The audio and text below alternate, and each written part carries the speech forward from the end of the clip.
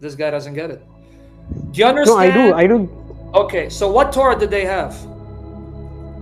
Welcome to Christianity over Islam. In today's video, Sam Shamoun challenges a young Muslim on the science in the Quran and some shocking numeric errors. Watch as the debate heats up and see how the young Muslim responds. He'll read it for you. Yeah. No, I know. I believe this hadith. No, I didn't. That's not what I'm telling you. The only Torah the Jews had at the time of Muhammad is what I have today, because the English translations are based on these copies of the Bible that were written before, during, and after Muhammad, and it's the same. It's not a different Torah that does not exist in history. That would indicate that the Torah 1,400 years ago was uncorrupted, and then after. That's what your prophet said right here. Yeah. 1,400 years ago it was intact. No, he's talking about the Torah in his hand, right here in front of you. Read it. He's right for you. The copy in his hand. Bring the Torah. It was then brought. He then withdrew the cushion from beneath him and placed the Torah on it and said, "I believe in these and in him who revealed thee." Can I ask you a question? Yeah, this is correct. I don't disagree with this. 1,400 years ago? Yeah, 1,400 years ago it was intact, and then after Muhammad. The Torah in his hand. You're not listening. Stuck for Allah, get stuck for Allah. He's taking the copy they had, and he took it. He says, "I believe in you. This is your prophet." So what copy did he have? I don't disagree with you. This guy doesn't get it. Do you understand? No, I do. Okay, so what Torah did they have? They had the Torah which was 1,400 years ago. So they had a copy of it, right? Because the original wasn't there, right? Yeah, they had a copy. Okay, so what was that copy? Because we have manuscripts of the Old Testament before Muhammad, during Muhammad, after Muhammad, like the Dead Sea Scrolls. Yeah. What was it? So what do you ask? Since you admit they had the copy at the time of Muhammad of the original Torah, a copy of it there at time of Muhammad, then you're admitting that the copies that we have are accurate copies of the original Torah. So what was that Torah? What did it look like based on the copies we have? I would say it would look like the original teaching of Moses, because Muhammad confirmed it at his time. Teaching of who? Say it again. Moses.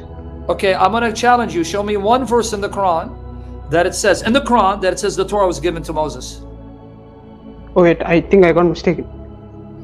The Torah, according to Muhammad and his companions, is the word used for the scriptures of the two people of the book. He used it for all their books, not just the books of Moses. Here, let me show it to you, because again, unlike you, we've done the research here. So hopefully you look sincere. I hope you see the truth and stop using these arguments. Here, let me show it to you. 1 second. I'm going to get it for you because it's in my article. 1 second. Just give me a chance, man. Don't rush me. Don't rush me. I made that mistake before. Well, let me get your and open up for you and you'll see it. So if the Bible you're saying has all these errors, and yet your prophet confirmed the Bible, you just prove your prophet doesn't know what he's talking about. So then stop being a Muslim, become Bart Ehrman. Here, I'm going to show you. Here, open up in the private chat, brother. Here it is. Right there. Talha, I'll give you 10 million bucks. You show me where it says in the Quran the Torah was given to Moses. You don't know your own religion, Talha. But no, sorry, I got mistaken. Bilal, I'm talking to Talha. He's commenting in the private chat. Okay. Okay, now right here, the Salaf, meaning the companions of Muhammad and their followers after him. Rob Christian, how you doing, brother? A lion for Christ. Lord bless you, my brother, prosper you, and expand your ministry and preserve us all. We love Rob Christian. He's a warrior. But anyway, he's now going to read to you in my article. If he scrolls down, he's going to show you, see, Ibn Kathir on 7:157. Look what he's going to say. Ibn Kathir. Hey, bro, I love you, man. I hope you're not on that phone, bro. You're killing me. There, go read it for me. Tell your lady you're going to marry her eventually. Take it easy, man. Focus. It's crazy that I'm literally on point and he's just complaining. That's crazy. Right? Yeah. All right, now. Go ahead. Ibn Jarir recorded Al-Mutanna said... Yeah, Al-Ata bin Yasir. Yeah, forget the name. Just get Yossi. Thank you. Tell me about the description of Allah's messenger in the Torah. He said, yes, by Allah, he is described in the Torah as he is described in the Quran. Verily, we have sent you as a You witness. can skip to the bold part so you can see. Now notice, pay attention. This is what the Salaf are the first 3 generations Muslims, Muhammad's companions, their followers. Look what they use the word Torah for. Look at here. It was common in the speech of our Salaf that they described the books of the people of the 2 scriptures as the Torah, as some hadiths concur. Did you catch it? The word Torah means all their books, not just the revelation given to Musa. You caught it? Okay. Yes, I got it. So I'm asking you, that Old Testament that Muhammad had, a copy, do you know what it looks like? No, I don't. We have manuscripts before Muhammad, during Muhammad, after Muhammad, of the Old Testament, like the Dead Sea Scrolls, and it's what I read today. Today, it's the same. We translate from these manuscripts. So if you're telling me that's full of contradictions, so are you saying Muhammad made a mistake because he confirmed that Old Testament that you say is full of errors? So you know more than Muhammad? No, what I'm saying is the present Torah is, it's incorrect. The Torah which was at the time, before the time of Muhammad and at the time of Muhammad was correct. Okay, my friend, let me repeat it again. The present Old Testament I'm reading is a translation of the that Muhammad that he believed in. Muhammad looked at a copy of the Torah. He said, I believe in you. We know what that copy looked like because we have copies of the Old Testament before, during, after Muhammad. They're the same. So it's my Torah today. So are you saying Muhammad was wrong for confirming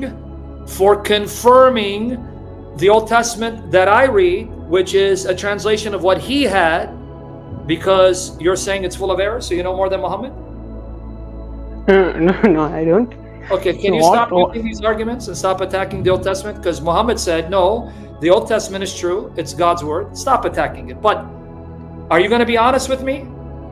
And I'll be honest. Okay. No, I was honest with you the whole time. Okay, let me give you now, can I give you numerical mistakes in your Quran, so you reject your Quran? No, I don't. Can I give you, if I show you now you have numerical contradictions in the Quran? Wait, can I ask the original question I had, which was the numerical question in your Bible? Go ahead, say it. This will be the last thing, and then we got to go to the next guest. Okay. So 2 Kings chapter number 8, verse number 26. It mentions Isaiah's age, and then in 2 Chronicles chapter. And did Muhammad have 2 Kings and 2 Chronicles when they gave him the copy of the Torah? It had a different form of it. Okay. Because the present Bible. Prove it, because the copies we have are the same copies that Muhammad read, which you just attacked against. So you're saying Muhammad is a liar? No, I'm not attacking. I'm just asking you. Well, I'm answering you because transcriptural errors, when copyists make mistakes in the manuscripts, that doesn't mean the fault is from God, because no copyist copies perfectly. That's why your Quran manuscripts, you have thousands of errors because of copying. But put that aside. What I'm trying to get you to tell me, did Muhammad not know about these numerical differences in those copies? If he didn't, then he's not a prophet. If he did, then he's not a prophet, because he confirmed these copies as God's word. Either way, he's not a prophet if you're right. Okay, I'll explain it in one sentence or two. Please. I'll try my best. I like 3. Okay. So the manuscripts, which was at the time of Muhammad, peace be upon him, and before the time of peace be upon him, those manuscripts were correct. Afterwards, people wrote, and changed the Bible. Afterwards, okay. Yeah. We have the Dead Sea Scrolls before Muhammad, and it was... No, before Muhammad, it was correct, because he confirmed it, the Dead Sea Scrolls, that's what I'm telling you. And guess what? The Dead Sea Scrolls, before Muhammad, you said it's correct. It's identical to what I read today. It's the same. The Dead Sea Scrolls, found in 1947, books of the... Isn't it just a page? What? The Dead Sea Scrolls is just a page or two. But it tells you that what they're reading is what we have today. Yes, it's fragmentary, but you have a complete copy of Isaiah. That means it's the same Old Testament throughout the centuries. Okay. No, I have a doubt in the Dead Sea Scrolls part. What do you mean have a doubt? Jesus confirmed the Old Testament of his time. Chapter 3, verse 50 of your Quran. chapter 5, if you read chapter 5, verse 46 of the Quran, and 61:6 says, Jesus, chapter 3, verse 48, chapter 3, verse 50, chapter 5, verse 46, and chapter 61:6 says, confirming the Torah between his hands, and the only Old Testament he had is what we have today, because the Dead Sea Scrolls tells us these are the books that Jesus had. So again, if they are full of mistakes, then that means Allah deceived Jesus and Muhammad to confirm these books. So Allah deceived them? Let me just ask it out, and then numerical problems of the Quran, because I want you to stop being a Muslim according to your criterion. You ready or no? I'll just ask one doubt about the Dead Sea Scrolls, and then you can ask the question. It's just one sentence. Dead Sea Scrolls, buddy. We have. Let's go to Isaiah. We have a complete copy of Isaiah in the Dead Sea Scrolls intact. It's identical to what we have today. Are you going to accept Isaiah? But isn't it just Isaiah which is intact? The other, Ya Allah. Okay. Because the Dead Sea Scrolls is only comprised let's try it again. 2 to 3 pages. Okay. Now, can you give me a complete copy of the Quran from the time of Muhammad? No, we have carbon dated manuscripts from different parts of the world. It's collected.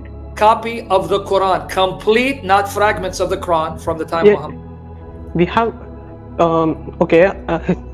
I'll just answer in 30 seconds. We have different parts of the Quran, different. For example, University of Birmingham, where they have a carbon dated. Do you have a complete copy? Yes or no? If I say yes or no, then it wouldn't I have to elaborate, right? I can't just answer yes or no. Friend, do you have a complete copy of the Quran that's not fragmented? Okay. Yes. That doesn't have contradictions with the other manuscripts, that's under 14 surahs? Yes. Give it to me, name it.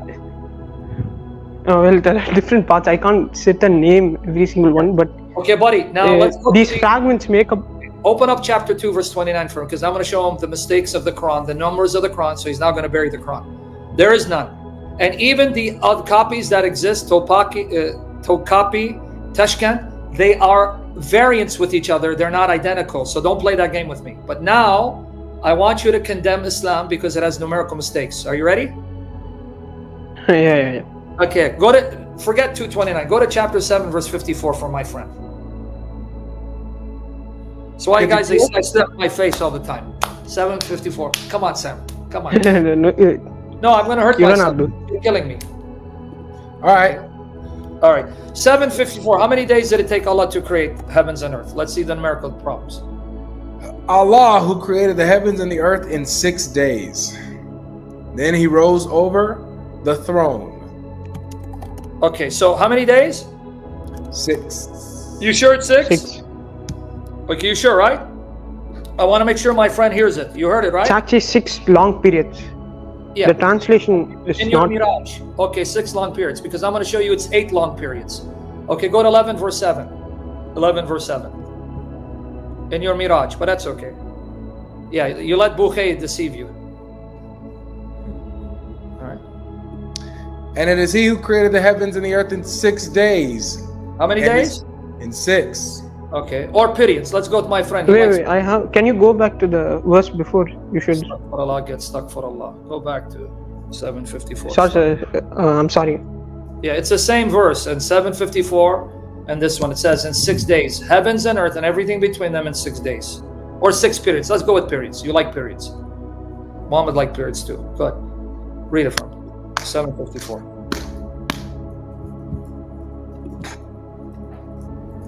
You got it? Is it there? Yeah, I read it already. Yeah. Indeed, your Lord is Allah, who created the heavens and the earth in 6 days. Then he rose over the throne in a matter that suit. Yeah, then he rose over the throne. Do you need to repeat it again? It's the same thing, 11 verse 7, 6 days. You got it so far? Okay. We got it, right? Okay, chapter 50, verse 38. What does it say? 50, 38. All right, 50:38. Yeah. All right. Sarkaf. Yes, read for me.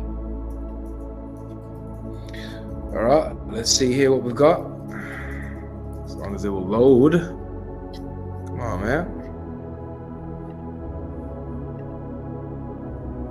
Okay. So let's get this going. All right. Here it is. And indeed, we created the heavens and the earth and all between them in 6 days, and nothing of fatigue touched us. All between heaven and earth 6 days. You got it, right? I don't need to give you another verse? Yeah. Okay. You don't need to laugh. Let's see if you got it. Guys, you heard he got it. 6 days, heaven, earth, everything in between them. Okay, now 41 verses 9 to 12. Let's do math. Let's do Allah's math, okay? You ready? 41 verses 9 to 12. Now, I know you can count, right?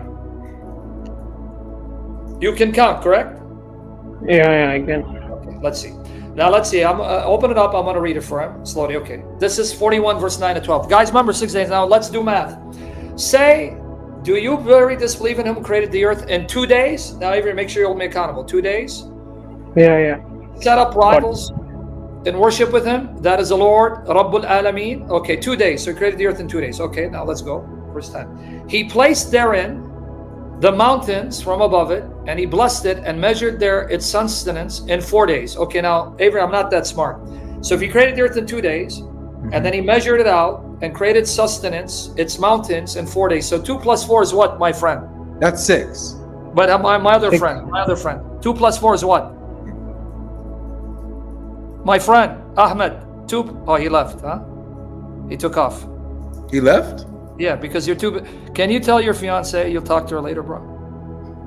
Killing me, bro. I don't know. You're looking at the phone. You're looking down at something. Where'd he go, man? He left because he saw where we're going with this. Oh, that's tough. Now, you want me to finish it for the rest of you? Okay, finish it for the rest of you. Yeah, go ahead. He placed therein 4 mountains from above it, and he blessed it and measured therein its sustenance in 4 days. So 2 plus 4 is what? That's 6. Okay, now let's go to the other verses. Okay, now 11 and 12. So verse 12, then he completed and finished. No, 11. Start 11 and 12. We're gonna start. You're at 10. We gotta go to 11. I'm gonna read it. Okay, so 2 plus 4 is 6. Then verse 11. Then he rose over towards the heaven when it was smoke, and said to it and to the earth, "Come, both of you, willingly or unwillingly." Okay. They both said, "We come willingly." Then what does 12 say? Then he completed and fashioned from their creation 7 heavens in 2 days. Okay, wait. 2 plus 4 plus 2. 2 days to create the earth, 4 days to create its nourishment, mountains, and then 2 days to make the smoke into 7 heavens. 2 Yep. plus 4 plus 2, that's 8. Yep. But another passage says 6. Yep. But now here it says, the earth and its nourishments were created in 4 days. Then he fashioned the heaven and made the heavens 7 heavens from its smoke state, right?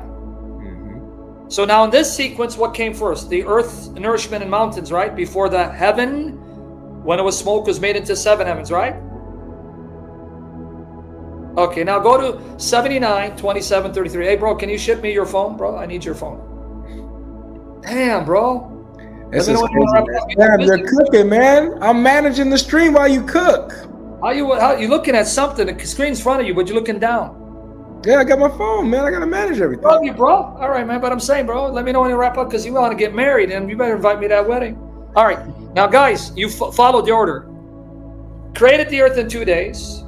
Created the earth's nourishment, mountains, in 4 days.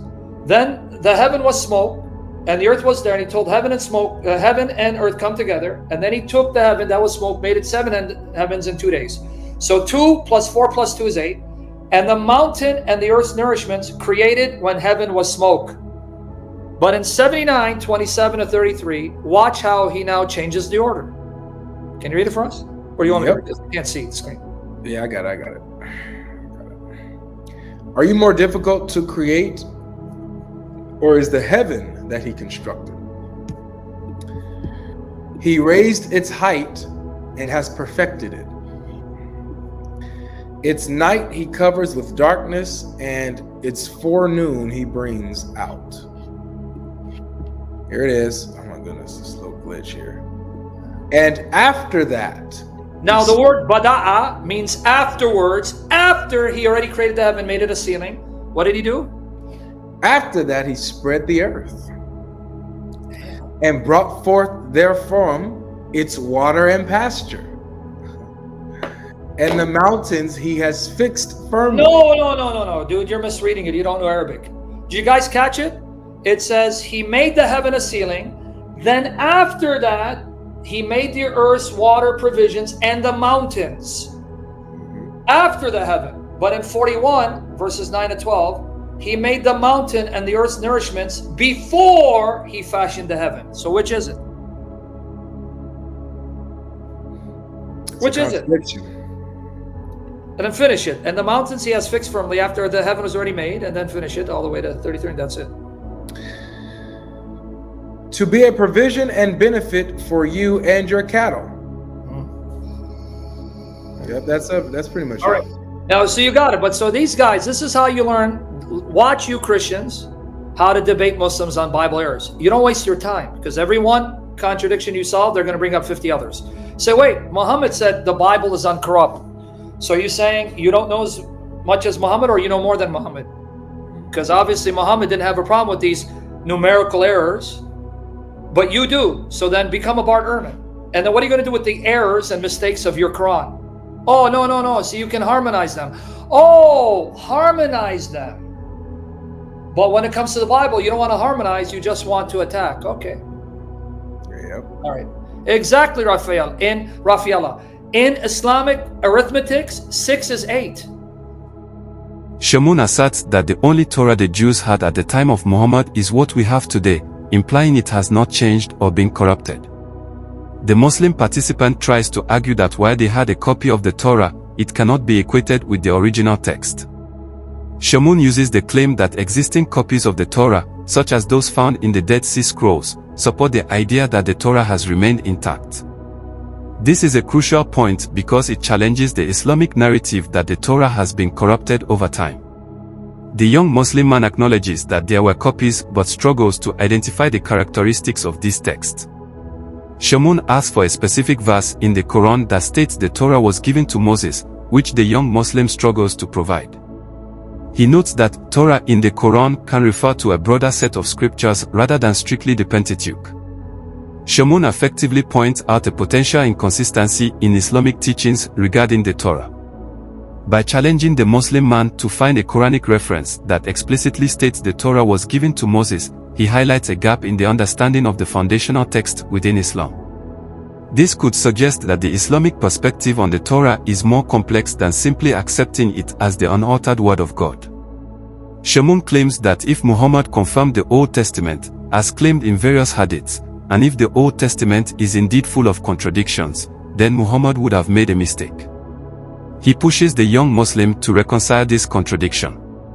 This point is significant because it directly confronts the credibility of Muhammad's prophethood based on his acknowledgement of the Old Testament. If the current texts are flawed, then it raises questions about Muhammad's affirmation of them.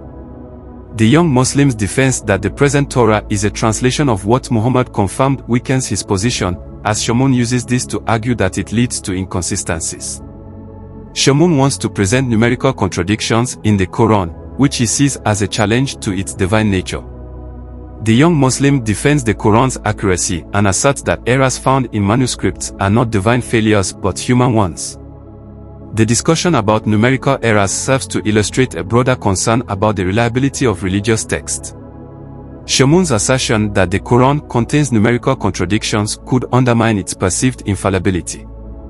However, the young Muslim's response highlights a common defense within Islamic apologetic, that human errors in transcription do not detract from the Quran's divine origin.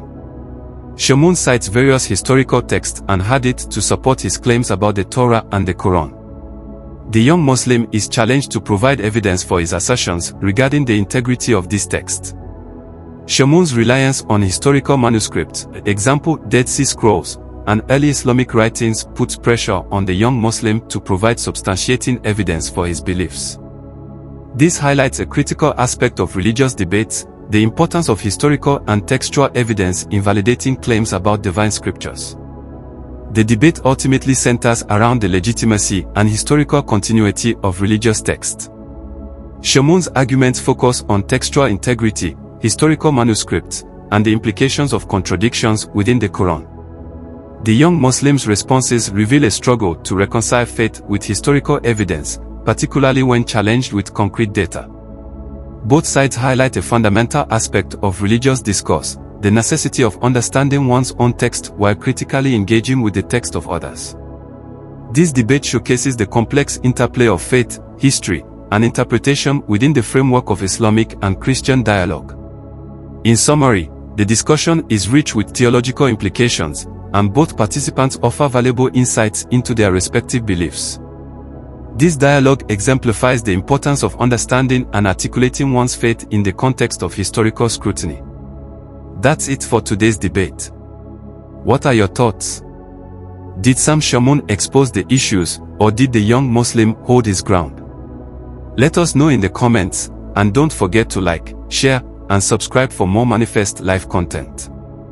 See you in the next video.